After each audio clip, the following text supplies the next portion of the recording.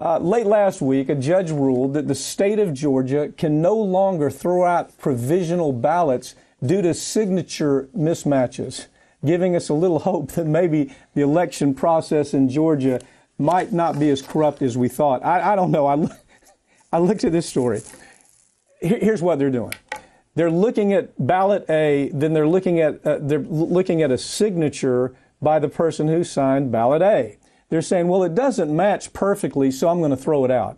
Now, these aren't handwriting experts. These are people, Billy Bob working in the election office saying, well, it just doesn't look like the same thing to me. What's your take on it? What we're seeing happen in Georgia right now is absolutely just kind of the culmination of years of everybody ignoring voter purges, voter, intimidation, all of that.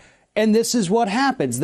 Every time they kind of stretch it a little bit further. And this signature mismatch issue where they were throwing out hundreds and hundreds of ballots is absolutely just the next evolution of this kind of voter suppression. You got a very tight race for governor happening in Georgia right now. Yeah. There's been a lot of people already purged from the voting rolls, but you got to take it a step further. And so this is, like you said, just regular people working in the office looking, well, is this the same? Well, it's probably the same, but, they dotted their I a little different here. So, yeah, throw it out. But here's the kicker. After the judge ruled you can't throw these out anymore, you have to count them, a day or two later, the election officials came out and said, we'll count them, but we've lost them now. We've lost over 5,000 of them at this point, and we don't know where they are. This is Florida all over again. And Georgia looks at what happened in Florida, 8 years ago. They got away with it. They scammed the system. Here, I thought it was interesting.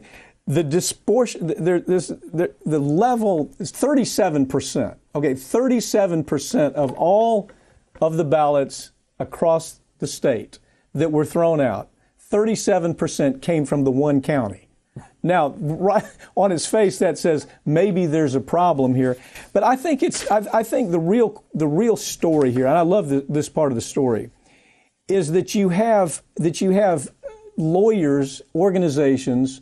The bar, for example, the part of the bar organization in Georgia said this isn't right. We're going to take it head on, and at least made it public. So the argument is not that many ballots have been thrown out, but we don't know the answer to that. Right. I mean, that's their argument. We didn't really throw that many ballots out, so we don't really know how bad all of this is going to affect the election process. Right. We're also looking at the Secretary of State, Brian Kemp, who happens to also be the Republican candidate for governor. Yeah. He also says about these lost ballots, they're not lost. We haven't lost any. Okay, well, where are they? You have to count them. Well, they're not, they don't exist. So there's so many conflicting stories, but we've had great journalists working on it. Greg Palast working with other great organizations there in Georgia, trying to create accountability. Well, this story, hopefully the same thing will happen in Georgia that happened in Florida. We took a real close look at it, and there was some really, really ugly things taking place.